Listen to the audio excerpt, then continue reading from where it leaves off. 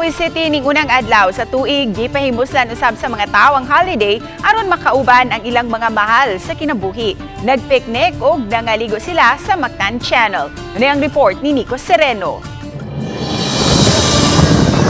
Sadya ug way puas ang pag-abot-abot sa mga tao sa Pahara Park sa Mandawi City. Kay holiday, gigamit ang kahigayunan nga makabanding ang mga higala ug mahal sa kinabuhi. Ang uban, labi na mga bata, nalingaw sa pagpangaligo sa dagat, habig na sa Mactan Channel.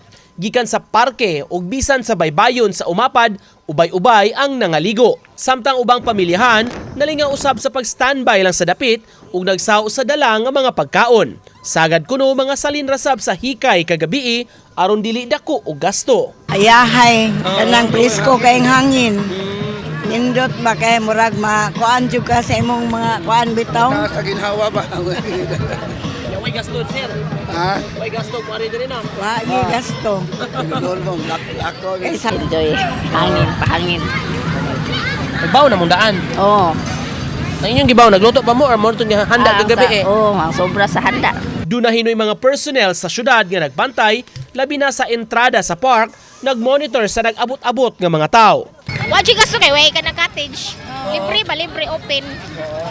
Kumpara ato kag beach, no? Sulit kayo eh. Sulit kayo. Sa kanana may handaan pag alas 12. Ah, mas maayo. Labaw. Mao na lang ni amo ang kuan po dinhi po among bawnon. Pero alagi mo nangaligo. O Nya nya pa, pa ni ni ka- Itong sana mo. Landong. Uli naman me. Oo. Itong sa uli na. Ditso. Ba ni Godfrey Relien, Nico Sereno, Balitang Bisdak.